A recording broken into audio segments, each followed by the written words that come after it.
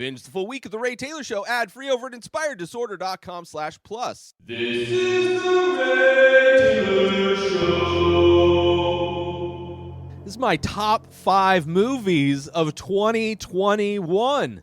A lot of great movies came out this year. I tried my best to see all of the movies that are going to be on people's top 10 lists. You know, that's the worst part about movies and making a top 10 list for the year is the fact that so many of the great movies come out late in the year and have like weird release schedules. And because of the pandemic, I haven't been to a movie theater since Onward came out, so it's been a couple years. And because of that, there are movies that I did not get to see. However, these are movies that I completely enjoyed, and you know, they mean a lot to me, and I feel confident in making these my personal top 5 movies. So let's get into it, shall we? Starting off with number 5. This is a movie that came out early in the year. This came out in January 22nd of 2021. It was a Netflix original film, and that movie is entitled The White Tiger. This is a movie. I reviewed this movie when it came out early in the year. I had a feeling it might be on my top list. It is a movie that follows this kid. First off, it's written and directed by Ramin Bahrani.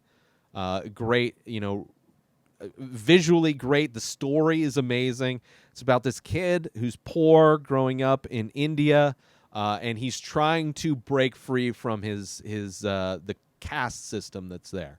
Where it's like the haves and the have-nots is apparently a clean divide in India, where it's very difficult to rise above the poverty that you're born into.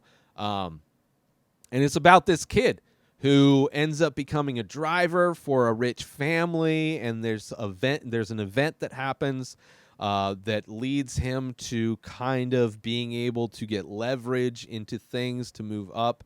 And it's a great ride, a great story. The main character is like just so lovable and fun to like. You want to root for him. But yeah, just an amazing ride, a great story about his rise to success and like finding success without necessarily, you know, it's not like a story like Scarface or what was that one with Leonardo DiCaprio where he's like the sales guy? He's a main character that finds success that's not a horrible person. Let's put it that way. I just had it. It was right there. But anyway, White Tiger, highly recommend it. It's on Netflix. I should probably rewatch it since it's been, I mean, at this point, it's almost been a year exactly since it came out. But it's a great movie.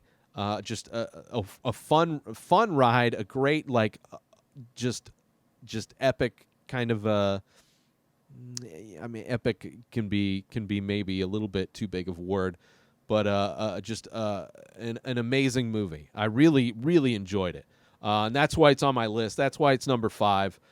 You know, it's a lot of the times it's hard for those movies that come out earlier in the year to make people's top. They're easily forgotten, and I wanted to make sure this one got on my list. So check it out. It is called The White Tiger. Currently, it's a Netflix original, so check it out on Netflix. Moving on to my number 4 favorite film of the year. This is a film that I reviewed very recently. I saw it a few weeks ago, about a month ago. It is from one of my favorite directors, which I want to do a top 5 of his movies in general. But that movie, coming in at number 4, is a movie it steps out of his comfort zone. It steps out of his vibe almost completely. That movie is number 4 is Last Night in Soho, written and directed by Edgar Wright, the man that brought us Hot Fuzz and Shaun of the Dead, Baby Driver, Scott Pilgrim versus the World. Very much a comedic director. Stepped away from comedy a bit with Baby Driver, more of a heist action-y movie.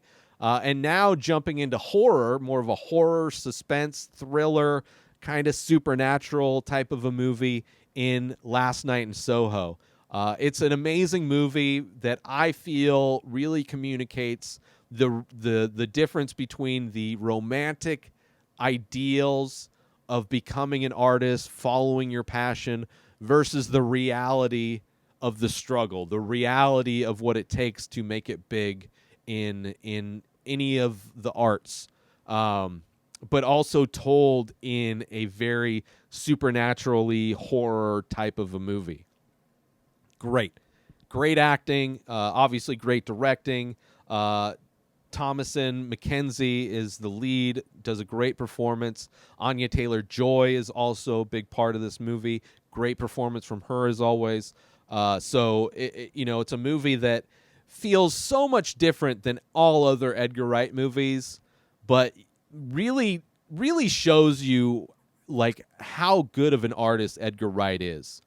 Like his ability to completely step out of the genre that he was working in before. And I think this is also one of the few scripts that he didn't write with Simon Pegg, where Simon Pegg I could see adding a lot more of that lighthearted comedy that you see in a lot of the other Edgar Wright movies. This one is very much like a psychological horror thriller type of a movie, and I really enjoyed it. It surprised me. It's got some amazing practical effects. It's got some amazing great use of CG, but also just great storytelling, in my opinion. Great characters, interesting story, but like the overall theme of like having your dreams shattered by reality and seeing the true struggle, but told in this kind of allegorical kind of a horror type of a film. Really enjoyed it. Coming in at number 4, my 4th favorite movie of 2021 is Last Night in Soho.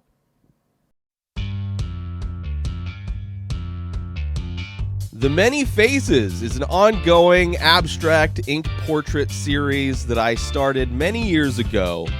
I release a new face every day, but go to inspireddisorder.com to check them out. So many available. But as a listener to The Ray Taylor Show, you can save 10% when you use coupon code INSPIRED when you check out. So go to inspireddisorder.com/TMF, that stands for The Many Faces. Go check them out, browse the entire collection, and when you decide on a piece, or maybe multiple pieces, make sure you use coupon code INSPIRED when you check out, and you'll save 10%. As a big thank you for checking out my work, for collecting my work, and for listening to The Ray Taylor Show.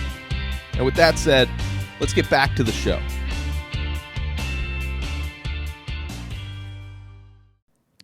Now, the next movie, my 3rd favorite movie of 2021, is a movie I'd never even heard of. It's just a movie, on my birthday, I felt like, okay, I'm going to, because I know the end of the year's coming up. I know I'm going to be doing this show, or I'm going to be doing my top 5 movies of 2021. So let me check out and see if I can track down some of these movies that are on other people's kind of anticipated best of lists. And there's this movie called Belfast, which happened to be available on video on demand, and I decided to check it out. You know, it's got this black and white cover of this kid kind of with a trash can lid and a little makeshift sword doing a flying knee through the sky, and, this family below. And it's like, it's kind of like a fun kind of a thing. It is written and directed by Kenneth Branagh, which I got to say, this movie, gorgeous. It's primarily in black and white, aside from when the characters go to watch either a movie or play. There's a few moments in the movie where they go watch Chitty Chitty Bang Bang in the theater, and they're going to watch some I think like some Shakespeare play. And in those moments, the things that's on screen and things that are on the stage, those are in color. And I think that really expresses I would imagine the director, Kenneth Branagh's, the story feels very personal, but it feels like it really makes those moments stand out as like, oh, you're looking at magic, because this movie takes place in Belfast in the 1960s, where apparently there's some civil unrest between the Protestants and the Catholics. And there's this scene where the kids are all out playing on their street, their little street. All the neighborhood kids are playing, and like a riot breaks out, and shit goes crazy. And they end up having to barricade the street because there's this like big threat that they're going to be attacked again. And it's this big thing of like, I don't know, are they Protestant, are they Catholic? Like, kids don't really care and don't really know. So they're part of it is like these kids being dragged into adult politics and adult like bullshit. But it follows this kid, this young boy, and his family. Kind of shows his life living on this street, living in Ireland, or in Belfast, Ireland, and in the 1960s. And it's like I said, black and white, majority of it, gorgeous compositions, gorgeous cinematography, like one of the best visually, the best film. I mean, aside from maybe The Green Knight, which has amazing visuals as well. But amazing visually. Like, it almost felt like Roma. If you saw Roma looked amazing, but Roma very, dramatic, similarly to a lot of aspects of Belfast. But the thing with Belfast is there's a lot of comedy. There's a lot of like childhood, like just joy that's in this thing, despite the fact that like there's like atrocities going on in society, the adult bullshit that is surrounding this kid. But it's just about this kid just trying to grow up, trying to understand the world, trying to also, like get a girlfriend, trying to like, kind of be friends with this girl that he loves in school. Like, it's, that little love story. It's got like the story with his grandparents and how they're a part of his life. His dad travels for work, so he's barely around, and because of that, it adds extra pressure. They're in debt. Like, it's an amazing, like, heartfelt, like, there is so much heart in this movie that is like this, that any other movie that has this, that's beautifully shot like this, that's set in this like tumultuous time, could easily just get drowned in the dramatic aspects of that, the kind of sorrow that exists. But because it's following this kid, it has like this amazing heart, and this like just these comical things that are happening. There's this thing where he ends up being part of like looting, like they're going to loot this store, and he's like being drug in there by an older kid. It's like, you're in it. You're part of this gang now. He's like, I didn't know that these gangs did this. And it's like, you gotta take something. And he just takes like laundry detergent, because he doesn't know. Like, he's just like, I gotta take some. I'm in the store. We're looting. We're doing this thing. And it's like, and then he shows up at home, and it's like his mom is furious because she knows what he just did. And it's like the look on his face is like, you just rip that look out of his, like, just this like innocent, like, oh no, I just did something bad. Like, I didn't realize the thing I just did was so bad. And it's like, it's got so many of those little moments where it's just like this childhood innocence that's trying to just exist in this time where he's surrounded by this adult bullshit. Such a great movie. It's just like, had no idea about it. I still haven't heard anybody say anything about it. I don't know how many people have watched it, but it is gorgeous. It's gorgeous, and the fact that it had that heart to it is great. And it's also, on some level, it's about letting go. It's about moving on. It's about like the letting go of like home and having to leave your home because it's no longer the same place it used to be. And the people there are not the same people they used to be. And it's like, and it has that kind of deeper meaning to it as well. So I loved it. Belfast, it surprised me. It was one of my favorite things. I think I watched that and Last Night in Soho on my birthday. And it was just like, you want to talk about some like 1-2 punches of like amazing films. So yeah, number 3, Belfast. Check it out. I don't know where it is. I don't know. I think you can rent it right now still. So my number 2 film, my second favorite film of 2021, is a film that just came out. It's a film that is really divided people. I've yet to hear any reviews on this movie. I'm sure I will tomorrow or the next day. All those podcasts will start coming out. But it is a satire. It is a comedy. But it is a comedy that is so like on the mark. It feels like a documentary. It feels like it could have been a documentary in an alternate universe that existed in the past, like 3 years ago, right? And that movie, coming in at number 2, is the film Don't Look Up, written and directed by Adam McKay, which I'm a fan of his early movies. When he started doing more political films like Vice, or what was the other one he did? He did Vice, and he did another like one that was based on the Big Short, the one that was based on the banking crisis.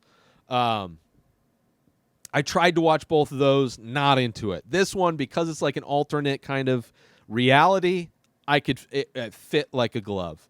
I reviewed it last week. I feel like if you were to take Armageddon and Idiocracy and put those together and then base it more in a realistic world of what it was like during the Trump administration, like if you take all those aspects and you threw them in a blender and you hit blend, like that is what you would get with Don't Look Up. You have great performance by Leonardo DiCaprio, somebody who is like personally passionate about climate change and what's happening to our world. This movie is very much about climate change. Similarly, could have been like related to how the Trump administration handled the pandemic, just kind of ignoring it, like, oh, or like the only way to get the numbers down is if we stop testing. Like, that is so much of what this movie is trying to say. The president, Meryl Streep, is basically a Trump surrogate. She's very much Trump. Her son is, the nepotism is there. You got the Donald Jr., the Trump Jr. In the whole. It's very much like the Trump administration. Like, what if an asteroid was going to hit Earth, like exterminating humanity in 6 months during the Trump administration, right? And Leonardo DiCaprio and Jennifer Lawrence play scientists that are trying to convince people that we are going to die in 6 months if we don't do something. And nobody wants to listen. Like, every time they're going into a meeting, they keep asking the person, the secretary or Trump Jr. or whoever it is, do they know what we're here for? Because they know the severity of what they're there for. They know that there's an asteroid that's going to end humanity if they don't do something, but they're more concerned with other things. They're more concerned with, the relationship of a superstar, or they're more concerned with a tech company being able to harvest the minerals from a thing instead of stopping a thing based on theoretical like models that they did instead of peer-reviewed science, which is very similar in a lot of ways to how Joe Rogan handles science and pushes misinformation with that, where he has like these quote-unquote doctors on that have like these quote-unquote models that they've run that show this thing that is the perfect explanation for anybody that doesn't want to get vaccinated versus actual peer-reviewed science. They're doing these computer models. A great movie. A great movie about how we're just going to kill ourselves. Like nothing's going to happen. People with money, giant corporations, the greed of humanity is going to lead to the complete extinction of humans. Like climate change, nothing is happening. Very little, like snail's pace stuff. Like it's ridiculous how similarly, and because of that, because it's kind of this analog for climate change, and Leonardo DiCaprio as a human being is very passionate about climate change and trying to help reverse things and trying to help humanity survive. You get this performance from him, these moments, these performances from him, where it's just like he is giving every ounce of himself to try and convince people to take it seriously. There's also a great scene where he's having a panic attack in a bathroom, which, reminiscent of Once Upon a Time in Hollywood. Great performance from him. And then you also have Jennifer Lawrence that's just wants to get fucked up. She just she can see that nobody is giving a shit, and she doesn't have the patience that Leo's character has. They're both science. She was the one that discovered it. It's also being named after her, which isn't necessarily a good thing. But I loved it. I thought it was a great comedy, a great, just really highlighting how the things that humanity values and how just completely ridiculous it is. So yeah, number 2, my second favorite film of 2021, very recent release, and a movie that I was interested in, never thought, never thought I'd be super into an Adam McKay movie. Again, especially, this is probably my favorite Adam McKay movie. Don't Look Up, coming in at number 2. Join Inspired Disorder Plus today. Head on over to inspireddisorder.com/plus to join. Membership includes members-only discounts and deals. You get access to the Ray Taylor Show completely ad-free, as well as bonus episodes. You get access to the complete live painting archive. You also get access to every single podcast ever produced by Inspired Disorder, hosted by Ray Taylor. You get access to Ray Taylor's personal blog, as well as the opportunity to ask me any questions. So if you want to start a podcast, you're into art, ask me anything.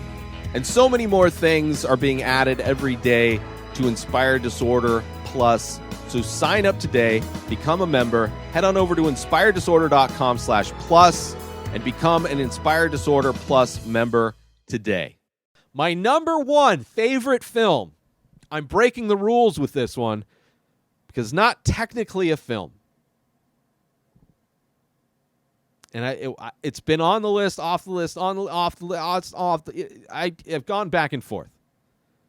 But is my favorite thing that I've watched this year. I've watched it probably at least once a month. I've watched it at least 10 to 20 times. I've seen this. I think, an hour and a half, maybe an hour. How long is it? What's the runtime on this? Hour and a half. 1 hour and 27 minutes. It is a thing that has touched me personally, emotionally, artistically, more than anything. And because of that, I had to put it on the list, despite the fact it's not technically a narrative film. But it is my favorite piece of art that exists, that is around 90 minutes. It checks off a lot of boxes as far as that goes. Runtime, 90 minutes. I mean, there is kind of a through-line narrative, kind of.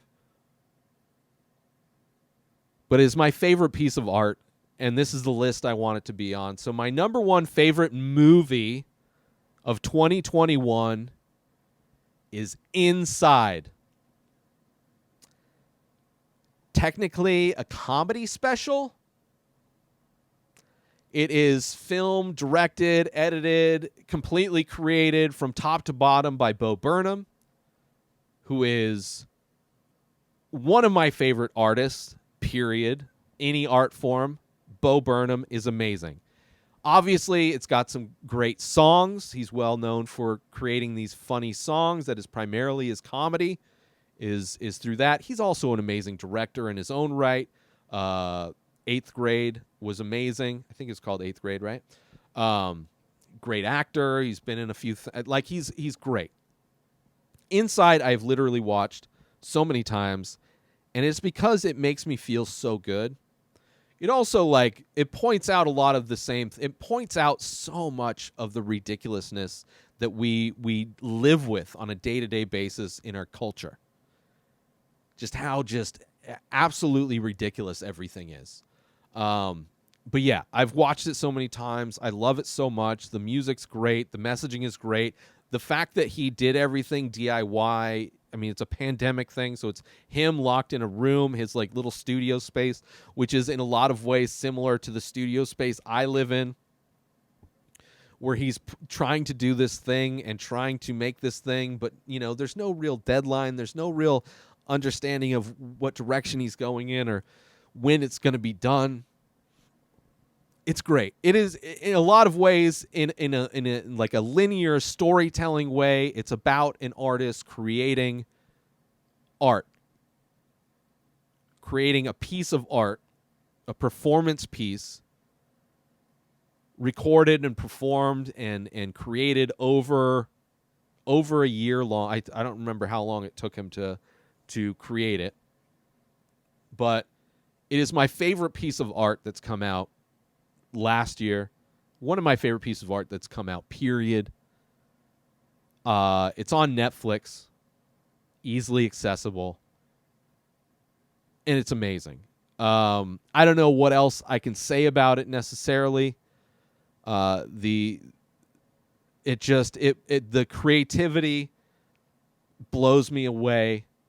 The ability, his ability to create funny songs that have messages and are trying to say things that are so important, yet also be so funny and so catchy.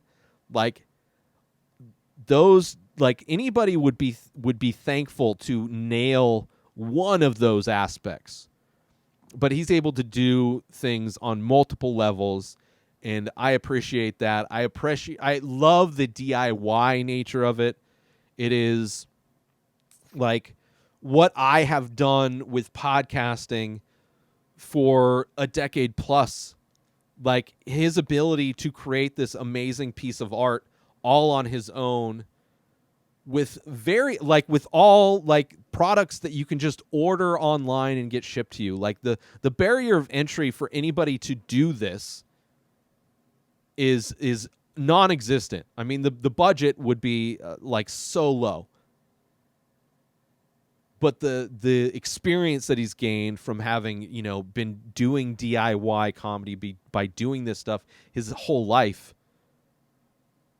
that experience has lent him the knowledge to be able to produce this thing. And it's a thing that came from after a time where he thought he would never be doing comedy again. And then he's like, okay, I'm going to go back on stage. He was getting panic attacks going on stage, and he stopped doing comedy. And just as he decides he's going to go back into comedy, that's when the pandemic hit. So despite wanting to leave and go back on stage and go back into the world forced him back inside. And because of that pressure, it created a diamond, and it's beautiful. And I highly recommend everybody check it out. It's called Inside. It's on Netflix. I've watched it 1,000,000 times. I'll watch it 1,000,000 more. It is my favorite thing that came out in 2021. You can yell at me for it not being an actual movie, but forgive me. I'm going to go through a huge list of honorable mentions of great movies that I really enjoyed this year. But this is my top 5 list of 2021. I'm very proud of it. Number 5 is The White Tiger. Number 4 is Last Night in Soho. Number 3 is Belfast. Number 2 is Don't Look Up. And number 1 is Inside. Now, my honorable mentions, there are a lot. And I went back and forth. I have rearranged. Literally last night, I was rearranging my top 5 list. Gunpowder Milkshake was an amazing action film. Nobody, another great action film. Forever Purge was we're almost there. The Forever Purge is almost our reality. Kate is another action movie that had a lot of Die Hard vibes, but female, similar to Gunpowder Milkshake. Female-led action film. Wish Dragon, great animated kids film that it's similar in a lot of ways to Aladdin, but and has those kind of Aladdin references, but it's a modern day take on it, where a kid has a wish dragon in modern day China, and so it's kind of a fish out of water story. I loved it. It's way better than the live action reboot of Aladdin, which was just garbage. So Wish Dragon was amazing. No Sudden Move I really enjoyed as well, except for some of the fisheye stuff was a little bit too much. Dune was amazing. was just a part 1, so I didn't feel comfortable putting it on the list. Bad Trip, hilarious, kind of a prank show mixed with narrative. Loved Bad Trip. It was a lot of fun. Obviously, The Suicide Squad surprised me so much. I am not a fan of DC. I hated the first Suicide Squad, but this remake was amazing. I loved it so much. Matrix Resurrections I really enjoyed, and I don't care how much people hate it. I really liked it, but didn't make my list. And yeah, that's it. That's my top 5. Oh, Malcolm and Marie was also another one that almost made my list. A beautiful film, a two-hander. It's got Zendaya and John David Washington, I think is his name. I think so. It's just them. Great movie about relationships, about trying to become an artist, trying to, dealing with the ego of art, dealing with trying to be humble, dealing with like just the excitement of finally getting notoriety. I really did enjoy Malcolm and Marie, and it really almost made my list. It was on and off. So many of these movies I shuffled around, but I'm happy with my list. So let me do my list. Those are my honorable mentions. My number 5 favorite film of 2021 is The White Tiger. My number 4 favorite film of 2021 is Last Night in Soho. Number 3, Belfast. Number 2, Don't Look Up. And number 1 is Inside. Let me know what your favorite movies of 2021 are in the comments. What should I watch? I need to watch some stuff. I know there's plenty of stuff that I'll watch in the next month or two. I'll be like, oh, that would easily been on my number 1 or my number 5 list, my top 5 list. But that's just the movie industry. They don't release movies for people like me. They release them for the Academy, and that's just disgusting.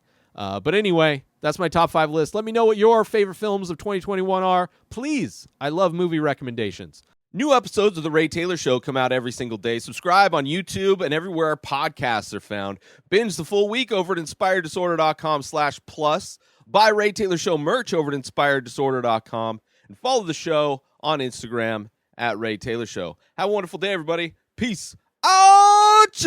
Today is the day where you wake up and you realize that everything that you've been dreaming about, everything that you've been wanting, every goal and wish and hope that you've ever had can become real. Dreams can come true. What you manifest in your mind, you can bring to reality.